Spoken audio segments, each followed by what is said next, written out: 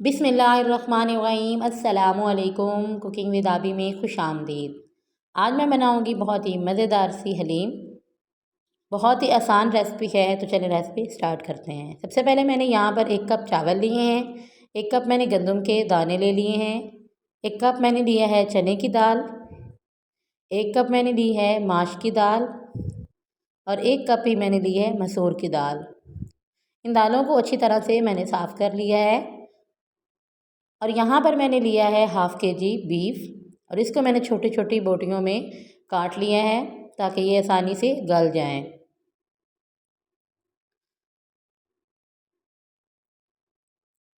अब इन दालों और चावल और सारी चीज़ों को मैं अच्छी तरह से वॉश कर लूँगी। और यहाँ मैंने एक मिट्टी की हांडी ली है और उसमें मैं ऐड कर दूँगी गोश्त। मिट्टी के हांडे में हलीम बहुत ही मज़े की बनती है क्योंकि इसमें दालों को मैंने वॉश कर लिया है। इसको भी मैं मिट्टी की हांडी में ऐड कर दूँगी।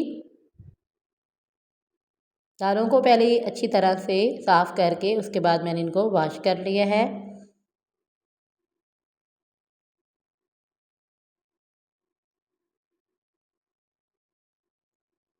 अब मैं इसमें ऐड कर दूंगी तकरीबन 3 से 4 किलो के करीब पानी।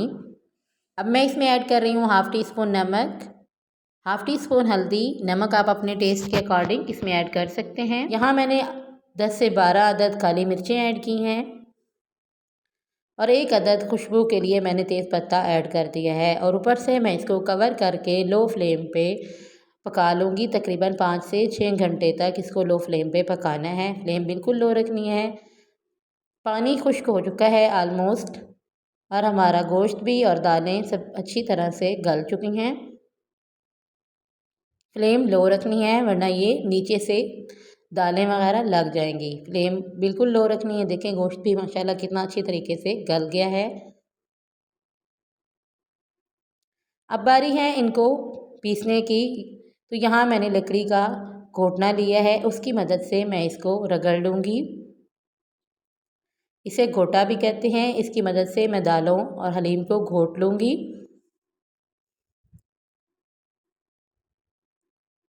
आप चाहें तो इसको ब्लेंडर में भी पीस सकते हैं।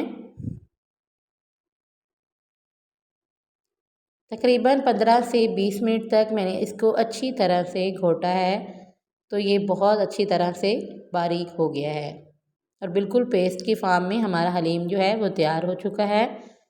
अब बारी है इसको तड़का लगाने की। तो यहाँ मैंने 2 बड़े साइज़ के प्याज लिए हैं और उनको मैंने काट के पैन में ऐड कर दिया है। और यहाँ मैंने 2 बड़े चम्मच इसमें घी इस्तेमाल किया है। आप ऑयल भी इस्तेमाल कर सकते हैं। इसमें हम प्याज को फ्राई कर लेंगे। प्याज को अच्छा ब्राउन कलर आने तक फ्राई करना है। यहाँ प्याज अच्छी तरह से फ्राई हो चुका है। यहाँ से मैं थोड़ा सा फ्राई किया हुआ प्याज निकाल लूँगी।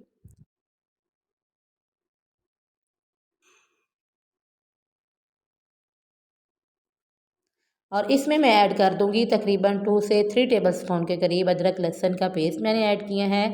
और इसको भी घी में अच्छी तरह से फ्राई कर लेना है। अगर आप मेरे चैनल पे न्यू हैं तो प्लीज़ मेरे चैनल को सब्सक्राइब कर दें। वीडियो पसंद आए तो लाइक कर दें।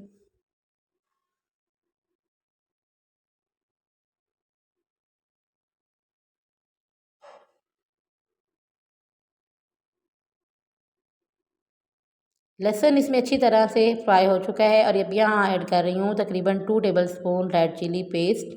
इसको भी घी में अच्छी तरह से भून लेना है।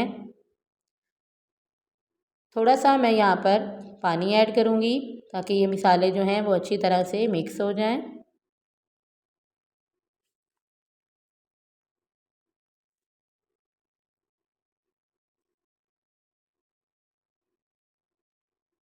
अब मैं इसमें ऐड कर रही हूँ तकरीबन 4 से 5 सब्ज़ मिर्चें मैंने बारीक काट के ऐड कर दिए हैं।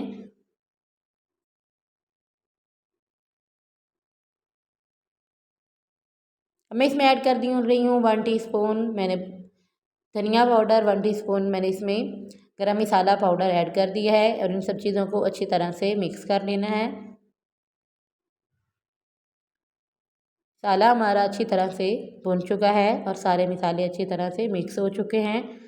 तो अब बारी है इनको حلیم میں ایڈ کرنے کی، اور یہاں حلیم میں نے کچھ نکال لی ہے بیچ میں سے کیونکہ یہ بہت زیادہ تھی، تو میں نے تقریباً ہاف حلیم سائڈ پہ کر دی ہے، باقی کو میں تڑکا لگا رہی ہوں، اس کو میں بعد میں لگا لوں گی۔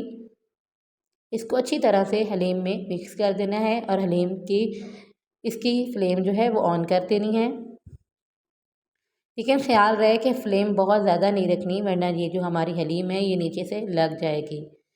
تو تیار ہو چکی ہے ہماری مزیدار سی حلیم، جو کہ بہت ہی زیادہ ٹیسٹی بنی تھی، سب کو بہت زیادہ پسند آئی تھی۔ دیکھیں ماشاءاللہ یہ کتنی اچھی طرح سے بنی ہے۔ تو اب میں اس کو ڈش آؤٹ کرتی ہوں۔ یہاں میں نے حلیم کو ایک باؤل میں نکال لیا ہے، اور اس کے اوپر میں نے جو فرائی کی ہوئی پیاز بھی ایڈ کر دی ہے، اور سبز مرچیں اور ریڈ مرچوں سے میں نے اس کو اسمبل کر دیا ہے۔ تو ماشاءاللہ بہت ہی مزیدار سی ہماری حلیم بن کر تیار ہو گئی ہے۔